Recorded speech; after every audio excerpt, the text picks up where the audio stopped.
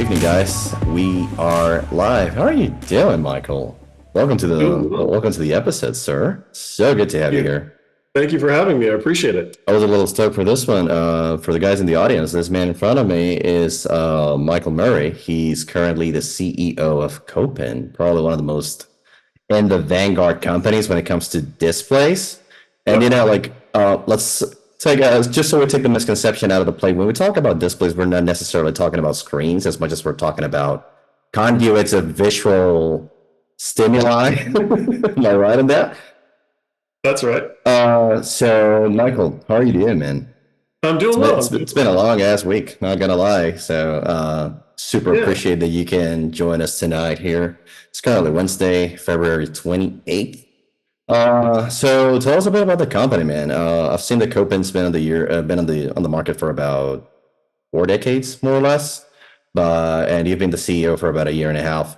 So, like you guys are basically taking every single quadrant when it comes to visuals in general, like not only like LCD panels or QLEDs or anything like that, but you're also like providing displays for military training and defense, like security, medic training, you name it, enterprise.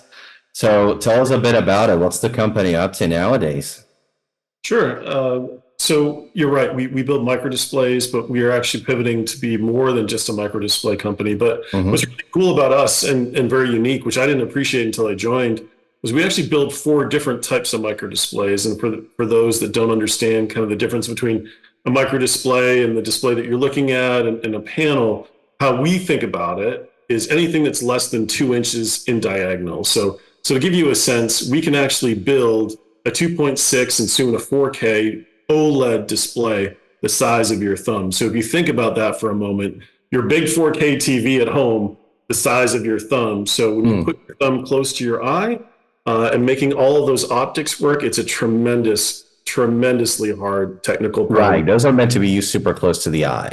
Correct. Because if you're using it like a feet away from your face, you're probably not going to see the difference between like 720 and 4K. Same kind of the Exactly. same thing what that happens with a gaming display for computers or something like that. I But think so is this supposed to be like a virtual reality, augmented reality type of thing, or how is it going to work? What is it going to work for? Who's going to use it?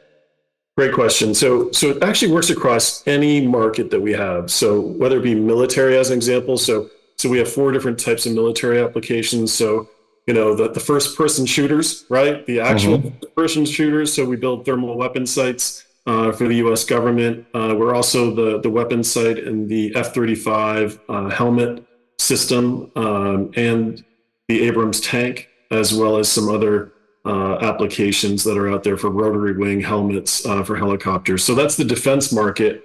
We Mm-hmm. also have the assisted surgery market, which is just burgeoning now. So that's a 3D rendering that you see. It's actually a bifocal. So as you're looking down at the patient, you don't have to move your head up to look at, a panel to see what you're actually operating on, which is, to me, Right.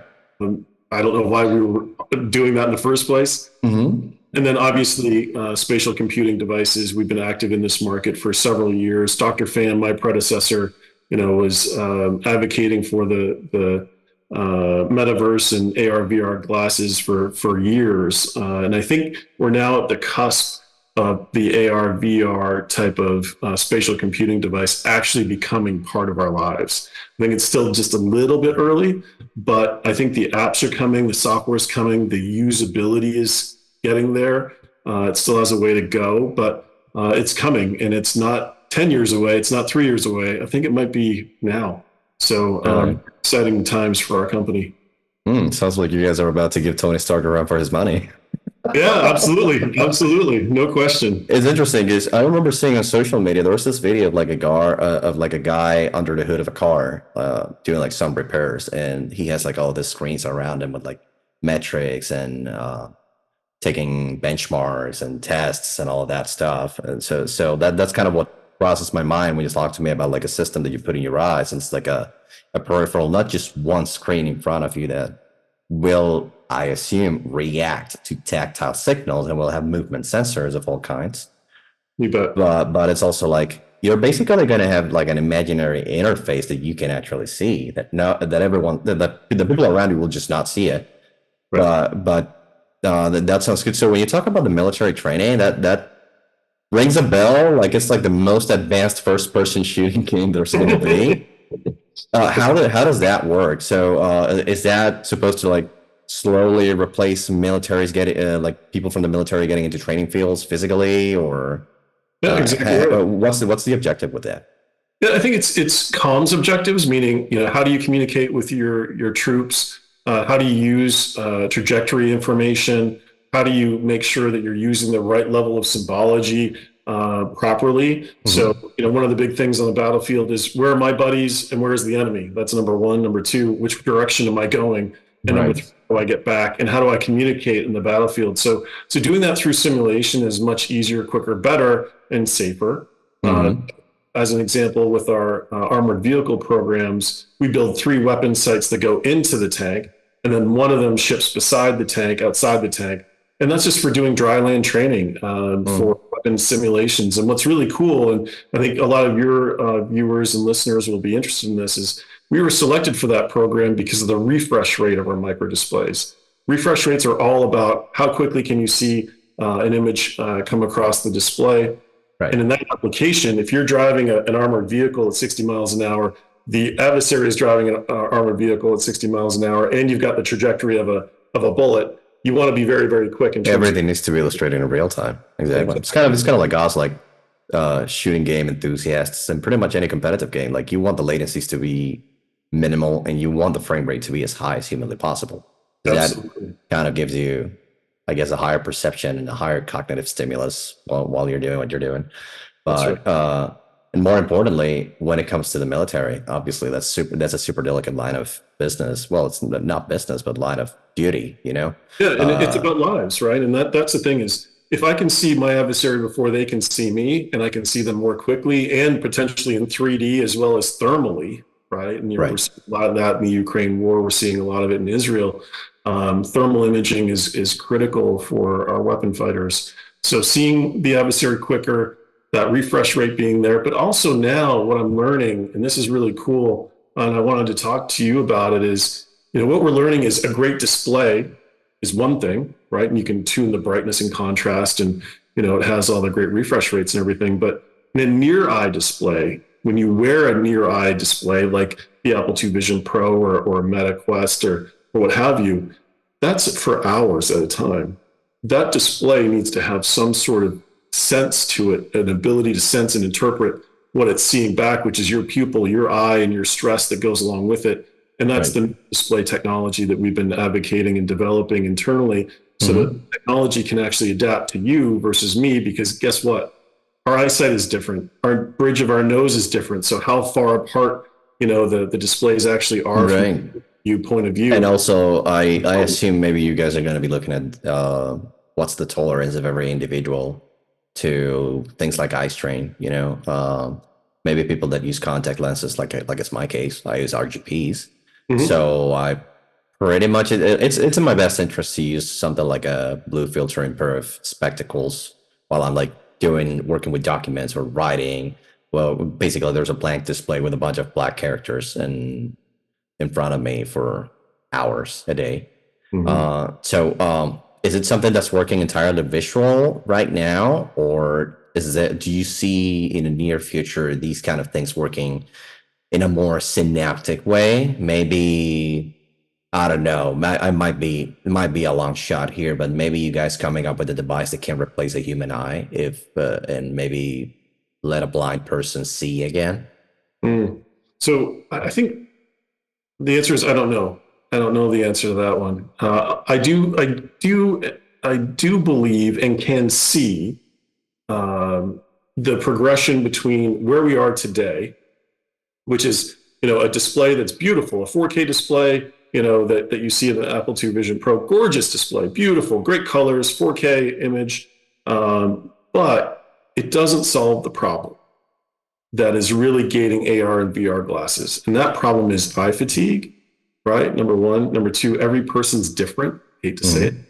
And number three, the ability to actually tune that display in real time is a very big issue because you only have 500 microseconds to trip your brain so that it doesn't know that it's seeing an augmented vision system. So what I see in the future is that ability to put sensors in the display so it tunes the display for your eyes. And then the next generation after that, it gets rid of those contacts, as an example, because essentially when you go get your contacts, you go through the test, right? And you go through, okay, yeah, this one looks good, this looks good. And then you come up with a prescription. Right. Just a micro display in the background. So why can't you do that on every single micro display that you're looking at in an AR, VR glass? The answer is you actually can do it. Just no one's done it yet. And that's the right. Where essentially a micro display does the heavy lifting for an ophthalmologist. Exactly. And that's really when I talk about Kopin, why I get so excited about gaming as an example, is it's all about comfort, right? It's all about your ability to actually interact with the game so that it's you and your reaction time, as opposed to your brain thinking, wait, I'm seeing an augmented view. It's not comfortable for me. If you're thinking about that, you're not playing the game, right? And that's what I think when I think about where we're going, that's very different than any other company that I've heard of so far in the United States building microdisplays. It's, can we adapt that technology to the user so that it's comfortable for them and it fits with their eyesight, so that you don't have to put in, all these lenses and spacers and everything else. Make it a quality of life enhancement. Yeah. I think like if I had to maybe pick an opinion out of the air, I think what makes most people reluctant to using something like a VR pair of glasses is like they're big. You can tell that person's using a pair of VRs. So there is still this, I guess, this sense that it disassociates you from reality. Like it's kind of the same as sitting in front of a computer, like it's very easy to tell. Whereas maybe in the future, and this is maybe something you guys already have on development stages, maybe you have a pair of glasses or a pair of spectacles that do everything with a very subtly, really. And people can barely tell that you have a pair of screens in your eyes, that you're maybe, I don't know, you're doing your groceries and you actually have your grocery list being displayed by your lenses. And there's nothing that will let another person tell, yeah, he's reading something. No, but like, I guess that it's like that point of sophistication that I still think maybe we're not quite there, which is why VR and AR have been like a little bit niche, So how long do you think it's going to take for like you guys in the optical industry to get rid of that? Yeah, not long. So that enters in one of the 4 display types that we have. So we have AMLCD, which has been around a long time, OLED, so organic LED, and liquid crystal on silicon, which is a very unique type of display that we build for 3D AOI markets and industrial. It happens to also be the display that a lot of the automotive applications pick up because of their refresh rate. But we're the vanguard, and where we're leading is in micro LED. Now, what's important about that is you're able to use what's called a translucent display system, an optical system. The reason being is you can have a see-through optic, but it has to have a very bright light engine behind it for daytime applications, because that's the thing. In nighttime, looks great to use OLED, AMLCD, LCOS. You can use whatever you want during the night because the back, dark contrast and the colors look great. But in the daytime, yeah, it's a little uphill. It's very uphill because the brightness isn't there. So to give you a sense, our micro LED that we announced, it's a monochrome only currently. It's measured in millions of foot lamperts. So don't worry about what a foot lamperts is or nits. It's 1.8 million. And OLED is 16,000, right? So just raw numbers, 16,000 of brightness versus 1.8 million of brightness. It will literally peel the retina out of your head. It's so bright. So that's what's going to enable, and that's why Meta, Apple, Oppo, LG, Samsung, Sony have all been investing in micro LEDs because that level of brightness in a very small package with very low power will enable a true see-through AR application. And that is what makes everything work for AR, VR, because essentially at that point in time, you're seeing analog, you're seeing through the display, but there happens to be an overlay that you also get to see. So your brain doesn't interpret that I'm seeing a video, right? I'm actually seeing the analog world. So my brain understands what my balance is, and I feel better. I don't get nauseous. right? I don't get nauseous because it's a video. I can actually see the surroundings, and I can feel the balance that I have with the sight line that I have. I just happen to have a digital overlay of the Hmm. world that is visible during the day. And we announced that it's called our day HUD. And we're doing it for, again, the warfighter, because again, wars are fought during the day, not just at night. So you want to have a see-through optics. So during the day, you can see you, and I can see you. And then if I need to see, where my troops are, where my buddies are, where my pickup point is, I Right. turn on my micro LED, and I can still see analog, but I have that overlay, which is really critical. So real life and the video games become a little closer. Yep. So Yeah, it's not far you away. basically have your team outlined in blue, the enemy's outlined in red. 11 Exactly. HP bar up Yeah, no, there. it's that simple. It really, all warfighters want to know is, where are my buddies? Where are the bad guys? And how do I get home? Yeah, man. So now that I think about it, like shooting in real life is really, really different from shooting in a game, obviously. But if suddenly the US Navies and the SEALs and the guys in the military that are deployed have like some sort of sensor tracking the amount of rounds you have left in your guns, and the glasses give you that count, that optimizes things so damn greatly.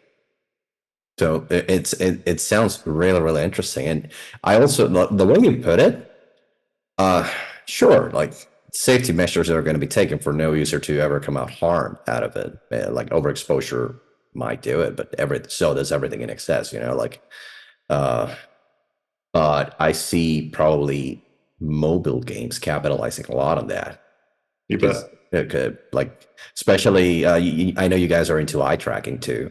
Hmm. And I've always had some interest into eye tracking as well, for like completely separate. I'm also a musician, and I'm a really big fan of Jason Becker. Yeah, you ever heard of Jason Becker? I have not. He's a No. guitar. So he's one of the most legendary metal guitar players from the '80s, and he got Okay. ALS Oh about no like way. in the in the late I didn't '80s. know that. That basically destroyed his career. His career still exists because he makes music on a screen. He has a display with eye tracking that lets him talk and build sentences, and he also uses it to make music. I'm not sure who made it, but that's kind of how he's been going by. Like it was diagnosed terminal back in the late '80s. He's still alive. He's on his 50s now, and that was kind of where I saw like, wow, eye tracking could actually be a game changer, and not only for gaming, like for quality of life overall.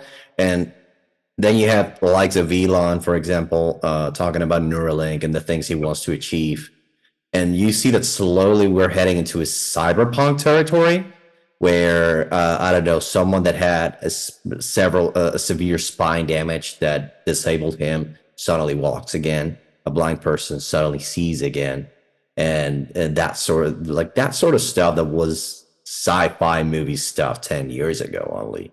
Now they're like slowly becoming reality. Then you have like AI technologies becoming more and more developed. Although I have a very unpopular opinion on what is being called AI and what is not. But Me too. going back to the gaming part of it, I think mobile gaming, when you have it like on a micro display in front of your eyes, that's gonna be so damn cool. Um, and I believe it's gonna be, how can I put this? Like one of the downsides of VR is that people actually move with a pair of lenses that are blocking your vision, because you don't Right. see outside. So, oh shit, I punched the PC. I punched the TV. Mom's gonna kill me. Uh I punched my brother again. oh. Yeah. That kind of Is that stuff my house? happens, So maybe going the way you put it, like a pair of glasses with a micro display that lets you see, or maybe gives you a warning, or maybe even better, let's take a longer shot. Maybe that goes entirely cognitive, Hmm. and we start seeing the type of virtual reality we would see in movies like The Matrix, for Right. example. Like you can literally plug your brain into a and that I guess that'll be part of the future of optics. Obviously, that involves sound, that involves touching, like tactile feeling, and that sort of stuff. Maybe like I don't know. That things have been happening so quickly that maybe I'm thinking this is going to happen in 2015, like in 2050, 2060. But Maybe it's going to happen way before that. What do you think? No, I think the advancements are becoming much more quick, and Hmm. AI absolutely plays a part in it. There's no question. But AI only solves certain problems really well, and Right. AI at the edge is actually very, very good because in our case, you only have again around 500 microseconds to trick the brain that it's looking at an AR versus a VR glass, or that Hmm. it's looking at analog versus digital. So you have to be very quick, and you need to infer sometimes how big a pupil might get over time so that Hmm. you turn down the brightness, turn up the contrast. So it adds a lot of great capability in that case. Still burgeoning, we're still developing it, but we're already seeing some great success. So I think that's really important. But from a gaming perspective, what I find really interesting, or just actually not even gaming, spatial computing perspective, Hmm. understanding what sensing you can have in these types of technologies Right. brings a whole new gaming platform together. And what I mean by that is it's no longer just, controlling your avatar as an example. You're Hmm. controlling an entire environment that you can then go play with your buddies, right? And Hmm. they can actually see what you see, and then your environment becomes the game, which is somewhat scary, but also pretty cool. Especially if you have, sensing modalities in there like AI, like eye tracking cameras, and some other things. Well, think about it this way. 20 years ago, nobody would have think that streaming gaming would be a thing. Yeah, no, That was a preposterous idea, especially for people like my parents, mm-hmm. who would say, no, you're never going to make a living out of video games. But now you can quite Make millions. literally play a video game, share your display, and show it to someone like on a program like Discord, and they're Yep. seeing what you're seeing, and you're basically sharing a screen. You can watch a movie together that way, and that would have involved a taxi, maybe like taking a cab or driving to someone's house, uh, and more importantly, like the different ways that broadcasting technology have evolved, where you can have a podcast like me without talking to a radio station. You can open a YouTube channel, and if you do well, if you're a likable personality and you talk about interesting topics, you suddenly have a TV show, and you didn't have to incur in any business with like with any TV channel or anything like that. So everything's become like more in the user's control, which is why indie media has been racing so rapidly. Suddenly, mainstream media is like losing a lot of popularity. You have many options. You have many opinions, many takes of whatever topics you're interested in, that sort of stuff. So you were telling me also that you had an unpopular opinion on AI. What do you see the future of AI? I think AI is very capable when it can be controlled, meaning it needs to learn what it needs to learn. You need to control what the learning parameters are. Otherwise, it'll start to stray off in different ways. But it needs to be checked. And what I mean by Right. that is take weapon sights as an example. Hmm. AI is telling you to shoot right, but your brain is telling you to shoot left, right? Because you've got two adversaries. And the AI doesn't necessarily mean that it's perfect, right? The human brain still is a great tool. It still is brilliant, and it recognizes things that More importantly, it's organic. it's It organic, right? doesn't see zeros and ones everywhere, and you can see nuances that maybe an AI won't be able to see, and unless it's like specifically trained to see that nuance. Exactly. And the thing is, you can also trick it, right? And this is what we're learning in some of these wars: is if you have, as an example, an Abrams tank, you can actually make an Abrams tank look like a German tank or like a Russian tank, just by changing the outside of it so that it'll trick the AI and go, oh, wait, that image doesn't compute, right? Mm-hmm. I'm just using as an example. But that would trick the AI. But to the tank operator, they look at that and go, wait, the exhaust is the same. I know that's a Russian tank, or I know that's a US tank, because the brain can interpret that information much more quickly than what the AI has been trained Absolutely. to look at, right? So I think that's really important to recognize. But again, there's a big difference between machine learning and actual AI. And what we do a lot is more machine learning than actual AI. Exactly. Exactly. I think it's just like it's been heavily blown out of proportion as a marketing term, Yeah, where basically every single software company is calling what they do an AI. right. And AI this and AI that. It's going to do Yep. everything for you. But that's what software has been doing for the last couple Mhm. decades. Like Yeah, they've basically been taking tasks that would normally take time and be very repetitive and making them easy. Yep. Like normally 40 years ago, a civil engineer would have had to sit and run formulas and blueprints and double check them, and then that will probably be a team of dozens of people involved making sure that that blueprint looks good. Now one person can just throw some numbers in a program, and the program will tell you in seconds if the blueprint's check or not.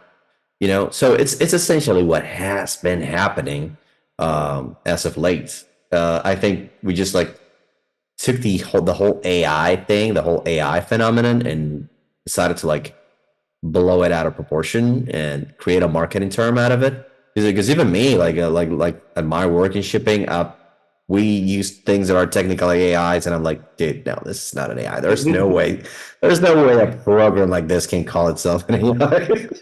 Yeah. Yeah, no, it's exactly right. I think there's true learning, right, in terms of artificial intelligence and being able to infer what the answer is, right? And then there's the learning of, okay, if I do a cycle 1,000 times and I get the same answer 1,000 times, there's learning too. And I think there is a difference between the two. But I think what's really encouraging is the speed that AI enables things to be developed, and we're experiencing that now. And one of the things that I was thinking about, working with the team to develop this conversation is, I think one of the big things that I see that's changing very, very soon is if AR glasses do advance at the rate that we think they're going to, all of a sudden gaming is no longer going to be in front of a PC or by yourself. It's actually be an analog environment that you can actually interact with your entire environment, meaning if you're downtown New York, you can play with other players in downtown New York, right? With different gaming modalities together. And I think that's really going to be a cool application. We're starting to see it in Japan, actually, where people are actually playing in situ games in parks and malls in cities that are really enabled by AR, VR glasses. I think it's really cool. It's kind of, I guess, Pokemon Go kind of piloted that in terms of your phone's camera seeing things that are not there, and people really enjoyed it. Like that really seemed to gravitate with people, especially given the fact that it's accessible. You just need to go to a point, and you have GPS, and there's like a map and stages like different zones of your city as populated by X, Y, or Z Pokemon, and you just go there. And that was kind of, basically that pissed off a lot of parents, and a lot of people asking kids, "What are you doing in my backyard?" But it was interesting. Like it was ephemeral at best. I guess that fever was like a 2-year thing or so, maybe less. But what it did, like the step forward it took in terms of reinventing the way games are transduced, it was interesting. No, I think it's just a really cool application that when you think about gaming, it's usually in front of a PC or in front of a TV, right? Right. And it's not necessarily outdoors, and it's not necessarily with other people in situ. And I think that's really going to be cool. So it used to, if you wanted to play, I don't know, a Mortal Kombat tournament in the 90s, you would have a bunch of people meeting up in a room.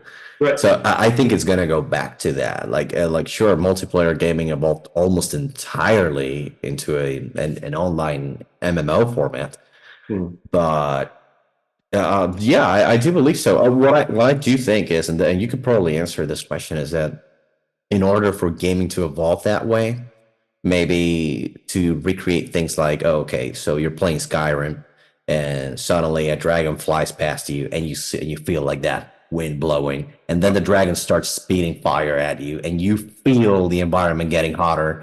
Those sensations would require some sort of what? How do you think that is even going to happen? Is it going to be like a synaptic thing? Is there going to be a device that stimulates the brain into thinking things are happening? Like maybe that will be like hallucinating, really. So how do you think that is going to happen? What's closer to the reality when it comes to that? Yeah, I think we're almost there in terms of fully augmented reality, meaning haptic sensors, so touch and feel. That can be done. I ran an inertial group at Analog Devices for over a decade, which is MEMS-based technology. If you remember the Wii or It's basically accelerometers and gyros and doing 9 degrees of freedom. That technology is there today. It's pretty cool, and it's very inexpensive, and it's very low power. But it also has other haptic engines, meaning you can feel it. It gives you feedback. So those sensor modalities are available today. And then also you get things like perspiration sensors, heart rate sensors, et cetera. So sensing modalities, I think, are ready to go. What's missing is the killer app and the head-mounted unit or the vision-based system that Right. actually enables it, because everything gets enabled by vision when it comes to gaming, right? And if Hmm. that's not there, the rest of the system isn't necessarily as important or as good. So I think that's the thing. And that's why I'm really encouraged by the Apple II Vision Pro. I've used it, I've tested it. I think the apps are coming along. The software needs to be improved. But if you recall, the app, I think it was the second generation of the iPhone. The Right. first, not so good. Second one, meh, it had some problems. It had that antenna issue. Tactile screens as a whole were pretty weak back when Yeah. And first iPhone came out. yeah, I was a big BlackBerry guy at that point. I'm like, I don't think I'm really going to use that. And then all of a sudden, these apps started popping up, and app companies started popping up. And then I kept going back to my iPhone, going, wait, the reciprocal rate of me going back to this, and the adoption rate of me going back to my phone, my iPhone, it's about the App Store. It's about the apps. And that's what the Apple II Vision Pro is today. It's all about Netflix, Disney, games, 3D rendering, getting it into the headset. Look, Apple's going to get the hardware right. That's what they do. But they need the Right. software environment and the gaming environment to create that reinforcing loop so that you'll go back to it. So they're probably a generation away from that, maybe two. I think the Right. technology. So they've been saying rumors for a while now of Apple trying to create their own console. Hmm, The yeah, the but that's probably something that you could intertwine it together. Although you can tell by what Google Stadia and Amazon Luna turned out to be that piercing into the gaming industry, like that gaming sphere when it comes to like business, is really, really dense. yeah, So piercing there, like piercing through as an outsider, literally getting into a ring and getting a wrestling fight with the likes of Sony, Microsoft, and Nintendo. It's practically impossible right now unless you come up with like a level, like a technological advance that nobody was even expecting to see at this point in time. But like the last 4 years have been completely unpredictable, man. It's been full of surprises. no, absolutely. You've got some of the most innovative companies in the world that are working on this problem, right? And I think that's Mhm. that's what I'm encouraged by. Is not only are they working on it, they're spending a lot of money, but don't get me wrong, they're not all succeeding. Some will fail, some will succeed. But overall, the adoption rate and the new product rate is getting quicker, quicker, quicker, quicker. And that's what I think is going to enable this. And as the software companies and gaming companies start providing that application space, Mhm. and those options for new games and new modalities, that adoption rate is going to kick in, and it's going to be prevalent. So I think we're there. I think the next few years are going to be really exciting, specifically for gaming. But I do think there's going to be more sensor modalities that come out, but you've got to get the vision part right first. Otherwise, gamers just aren't going to use it. Right. Well, So, you know how wise people say that life is a bunch of failures where you happen to succeed from time to time. right. That's kind of what happens. Like behind every technological advance and every breakthrough we make, a lot of companies tried something that did not pan out right until it did. Mhm. It's a bunch of trial and error, and errors are probably the way you learn the most Always. about what doesn't work. So are you like a gaming guy? Are you playing right now? Do you Uh, have time for that? Because you seem like a busy guy. I'm a 2D player, so I do enjoy playing. So I play with my sons. They beat me up in Fortnite, then laugh at me all the time. Quite naturally. I can build and shoot. So first person shooter, I'm not bad. I'm actually pretty good. Right. But building and all that stuff, forget it. I mean, there's first person Horrible. shooters and then there's first person shooters. Because in a game like Fortnite, happens the same thing that happens in a game like Overwatch, for example. Have you seen Overwatch? My son does, yeah. Yeah, exactly. So the amount of stuff that happens per unit of time on those games is freaking overwhelming. someone that doesn't have like that culture, like you don't have those brain muscles trained to process that much information so quickly. It's kind of what I've been saying about video games, and I'm not going to change my opinion around that. Like, video games make your kids smarter in Yeah. terms of strategy, in terms of processing information quickly. Uh, Maybe parents get worried about some negative aspects of excessive, sorry, English, excessive exposure to video games. Sure. But when you see your kids thinking so quickly and so consistently in a game like Fortnite, well, just what you said, they're building a structure that works because the game has physics in it. Yep. But then they're shooting and minding targets, and they also have like the muscle memory and the cognitive training to hit the shots because it's 3D after all. If you don't know how to line up your reticle and shoot the right person, it's just. But then you have like the Call of Duties. Even Call of Duty is a little bit fast paced, but it's like a more traditional type of thing where you know what to expect. Like someone throws a grenade at you, and it explodes, or it makes a flash, or it makes smokes. In a game like Fortnite, someone throws a grenade at you and they teleport you. You're like, oh, what happened? Oh, is that supposed to do that? Oh, okay, I get it now. Yeah, And it's also such a great platform in that it's yeah, creative. I think there's a lot of women playing the game now for the first time in a long time, if ever, mhm. because it adds that flair to it with the avatars, the skins, the dancing, and also the network ability, so you can play with your buddies and have some fun with it Right. and And even before the pandemic, gaming was exploding. Like going back to what I told you, nobody would ever think 20 years ago that you would have League of Legends and Counter Strike running tournaments just as big as an NBA match. Mhm. Yeah. So and like there's also massive corporations moving millions of dollars through the gaming business. So it is very much becoming a thing. It used to be a hobby. Now it's a job for many. So, I guess the pandemic just amplified that. Suddenly, people that were very sociable and outgoing could not do it. And they were like, okay, maybe I should give this PlayStation thing a chance. Maybe I should get an Xbox. Maybe I should buy a gaming PC. And they just got hooked up and they've been playing. So basically, I guess if I had to, I don't think my mind can process the amount of money that technology companies that do like online servers and stuff made during the pandemic just because of games that needed to. Oh shit! Fire drill. We need more servers. We're running out of capacity. We're overblown.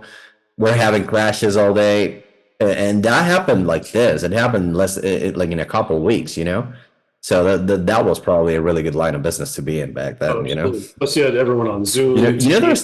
there's this game. You probably haven't heard of it because it's very very very modern. It's called Escape from Tarkov.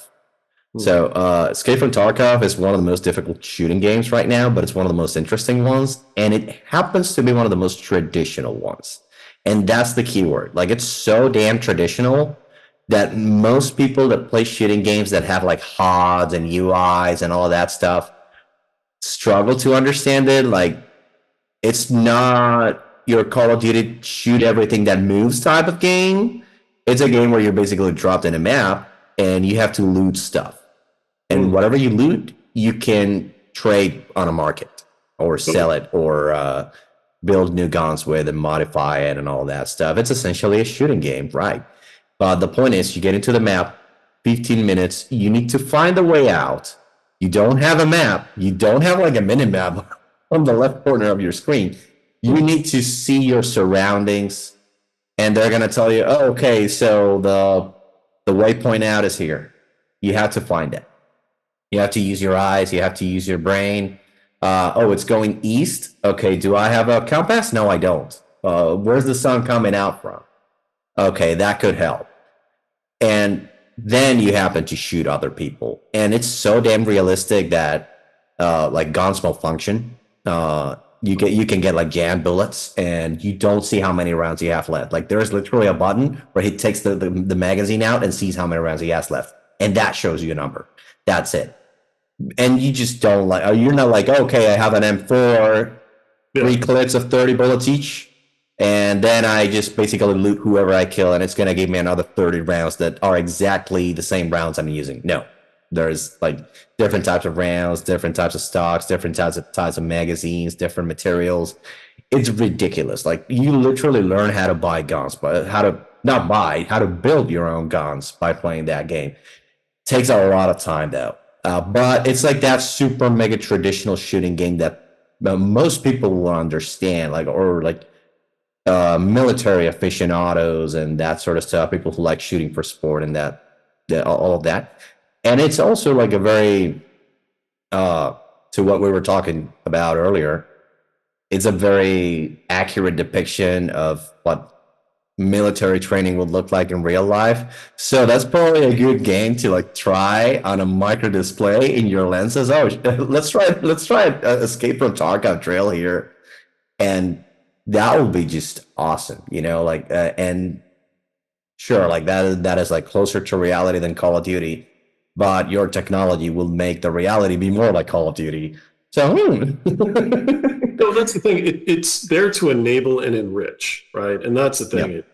Yeah. When I started playing video games with my sons, Mhm. they were younger. They were playing, Pixel Gun. They were playing what's the other one? Roblox, right? And it was interesting that my son just started talking about metals and rocks and Yeah. technical strengths of different things. They And I were was, geologists. They didn't yeah, know it. exactly. I said, "Where did you learn all this?" And they said, "Oh, Right. in Roblox." So I think the taboos around gaming are They're changing. completely gone. Completely Yeah, gone. my older boy loves playing Rocket League as an example, and he's very good Mhm. at it. I can't play it at all, but It's a very hard game to pick up. it's very hard. But he's also a goalie in hockey, and he says, "Well, I can think about movements and how things will flip over and things." He knows the physics of it. He knows the physics of it, and it actually helps him. So I think Absolutely. the taboos around gaming are coming down. Older people are playing it. Women are playing more. But more importantly, I think the content is getting Right. better. And it's not just blood and gore and shooting all the time. There's actually some good fun that can be played. But like everything else, moderation, right? You don't want to be playing it all the time. Right. But even AR, VR glasses, like one of the things that I find interesting is when we think about having something on our face like an AR or VR glass, the amount of weight and the cantilever issues. So, the amount of weight that goes on the bridge of your nose versus the back, it's like 8 times. So that cantilever effect will absolutely hurt the back of your neck. So size, weight, power consumption, and performance are all gating items to the AR, VR kind of gaming industry because you want to play Mhm. it for an hour. You don't want to play it for 20 minutes and then, oh, I got to You want to put. spend 3 hours doing it Right, or a whole exactly. afternoon. Right. So I think there's definitely technology advancements that are coming. We're part of it for sure. We're very much engaged in a lot of those discussions. We're obviously leading the way in the military and defense market. And the medical is kind of in between, and so is industrial. The Mhm. industrial kind of use case that you mentioned earlier, our friends over at Real, where if you go into a Ford dealership, they've got a one eye kind of monocular device where it shows the mechanic how to build something, how to remove it, how to put it back together again. So they can do that in situ, but the actual home offices, I uh, do I do see a lot of possibilities with things like 3D printing and industrial designers building stuff like on real time and doing like things with their hands instead of a mouse, kind of like Iron Man style. I made that Tony Stark reference a few minutes back, and that's kind of what I'm seeing. Like, okay, so the future of optics, these guys get the visuals, and you also get the haptics. Eventually, you're gonna get the holographics, and you're right. you're gonna be making like holograms and 3D models of things that you can touch and interact with, and they have like haptic feedbacks, even if it's on a table. Like I don't know, like a construction company wants to run like a scale model of their next project, and it's like an apartment building or something like that, and you can play around with the pieces and like basically run a simulation of how things are going to happen in real life. And yeah, I think you guys are probably going to do great on facilitating that type of stuff. Yeah, we're trying, and we're working on a couple of new technologies internally, all focused around AR, VR, and gaming. Quite frankly, which the team is working on, and it's all about making sure that the technology adapts to the human, and we don't force humans to adapt to technology. If we do that, Absolutely. we fail. Absolutely. The thing is, I guess adaptability is probably one of the biggest selling points of any new technology. When it's too hard, people just it's kind of what happened with the first generation of VR glasses. yep, First the latency issues, the fact that it's heavy, just like you said, the fact that you're basically moving blind around your house and you can, I don't know, like tumble upon things accidentally or hit the TV or hit a table or hit yourself. Like we've seen videos left and right of accidents with people with VR glasses, and those are probably things that should be that the companies that make them should be thinking about on a daily basis, I would say. So let me ask you something, so just so we kind of close up, mhm. because I know you probably have another bunch of meetings, although it's like 8 p.m. No, it's dinner. What kind of companies are the ones that should be looking to work with you? You guys make the optics, you guys make the nerdy stuff, right? Mhm. Would it be like your customers would be like Google, Meta, and then those type of guys? Yeah, no, And exactly right. Yeah, yeah. So we actually were the partner with Google for the Google Glass, if you remember that back in the day. Mhm, I think it was 2014. But mhm, yeah, so we are actively working with the larger consumer companies, trying to figure out how our roadmap could intersect their roadmap, and understand what technology we can solve for them. We also have several partners that we've been working with to develop the technology. But mhm. importantly, what we're doing right now is really focusing in on defense. The reason we're doing that is defense is pushing AR VR to the very, very maximum, I to the imagine. forefront, because they need it. That's saving lives, and they're definitely spending the money. Excuse me. So we're looking to work with them more. We're being successful mainly on the simulation side as well as the new display side of things. I think we've got some exciting announcements coming soon on that. But everything that happens in defense becomes consumer sometime anyway. But Yeah, at the totally. end of the day, in defense, medical, industrial, and consumer, there's still one thing that holds true. Everyone is using this technology, and it's a person that uses it. So we have to understand how the person interacts with that technology and get it right for each individual. Otherwise, it's just not going to work. So we've got some big plans around that. I think gaming is definitely, and spatial computing more specifically, is a big part of it. Hmm. And it's going to be a lot of fun. It ain't all going to be perfect, right? There's going to be some bumps. Absolutely not. I mean, it's kind of what I said. Like the mistakes are eventually gonna throw out the successes in there, and those are the ones that people are gonna see. You know.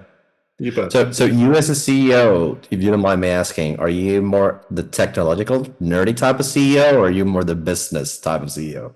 So I've been told that I'm different, that I'm an engineer by trade, but I'm actually able to articulate very complex problems to people that are not technical, and that's my big strength. I don't know if that's true or not. That is a huge plus.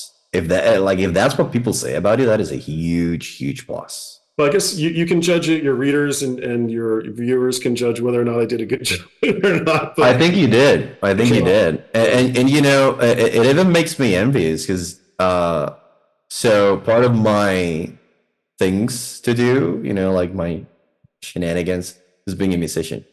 So I've been in projects before that involve whether it's scoring something or maybe like just composing for an interactive piece of media, name it a video game or whatever you want. Sometimes communicating with people from a musical standpoint is very difficult. Like it was kind of an uphill battle for me to understand. Like not everybody's a musician. Not everybody knows about scales, about tones, about frequencies, about colors and shapes and sounds and effects. And this is a delay. This is a reverb. This is a chorus. That sort of stuff. Like it was so damn hard to me. Like to just let people know what it sounds like, and then like I kind of found my way after hearing a couple of interviews from Mick Gordon. Mick Gordon is one of the hottest gaming composers right now, and he's like, "Okay, what type of music do you guys like?" "Okay, I like '80s synth pop. Oh, I like Norwegian black metal. Oh, I like Finnish power metal." "Okay, why do you like it?" What do you like about it? What? And then he starts like building his own dictionary around that.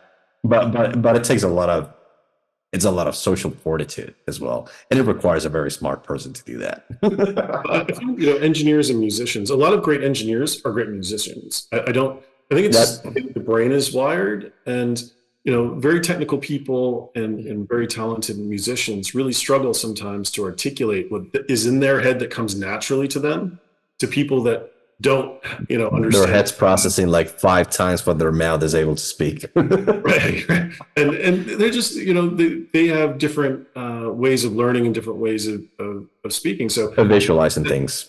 yeah, exactly. So the ability to actually communicate what your plans are, what your vision is to every single person out there. Mhm. As a CEO, I've trained really hard in how to do that, whether it be someone that is in the gaming industry, or an investor or a banker that, quite frankly, knows nothing about it.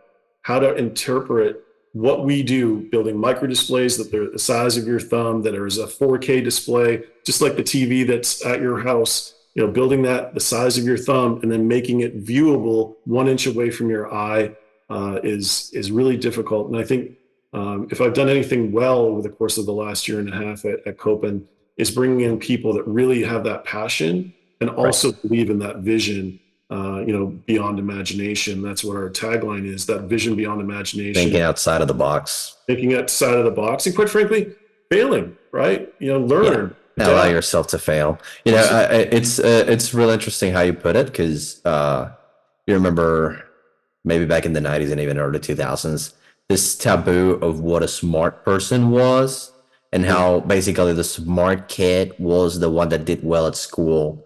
But then we discover through like psychologists and not really, we discovered that there are several types of intelligence. We kind of dig deeper into things like autism, and we Yep. realize that the brain of an autistic kid is just wired differently and things come in a different order. So like there are many types of intelligence, and there are like many ways that a person can uh I guess transduce intelligence or Absolutely. illustrate intelligence. Someone that is not good with numbers is not necessarily a dumb person or a clumsy Right. person. Not at all. Someone that's not good with dates and history is not necessarily a clumsy person. Some Right. people think in numbers, some people think in words. Some Right. people are like very graphic, some people like to think with their ears, or some people like repetition and practice. It all comes down to the individual and like your different aptitudes. That's right. And it's like there is so much influence in that from the very moment we come to life. I used Uh, to have this guitar teacher a few years ago. He's like a jazz fusion guy, and he tells me, well, you're never going to have a musician in the Dominican Republic, a musician born in the US, and a musician born in Brazil grow up the exact same way, even if they try to. Because the musician in the US is probably listening to rock and synth and pop. The musician in Brazil is listening to like more Afro Caribbean stuff and bossa nova and jazz. So it's like two different ways, two different things, that substances that you expose your brain to that subconsciously prompt a form of evolution, if that makes sense, you know? yeah, no, it's all about influences, right? But at the end of the Totally. day, it's also about how that individual processes that information. And that's what we're Yeah. learning. Every time I go into a meeting now at some of the large consumer companies, or even Mhm. the defense industry, there's a PhD of neurology in those meetings. Why? Why is there a PhD of neurology in those Right. meetings? It's all about how people adapt to technology and learn and interact with technology. Yeah. It's like Yeah. gaming, right? You interact with that. And if it's not right for you, if there's too many numbers, as an example, or too much words, or too much, spatial computing, some people get turned off by that. Some people really enjoy it. So it's really about the individual. And I do think that, people are starting to learn that how people learn is always going to be different, and that's what Totally. we have to, not the other way around. Totally. Totally. Mike, I am gonna let you go now. Thank you so much for your time. I had a blast talking to you. Huge pleasure to meet you, and thank you for joining us tonight, man. I Pleasure. appreciate it. Do you want to leave maybe Kopin's social media for the guys in the audience? Sure. So we have a new website, www.kopin.com, Kopin. We also have a X, formerly known as Twitter account that's out there. I'm on socials as well, mainly on LinkedIn if you want to grab me there as well. So that's about the extent of our social media at this point. Sounds good, man. Thank you so much. And to you guys in the audience, have a good evening. Thank you for staying till the end. Thanks. Okay.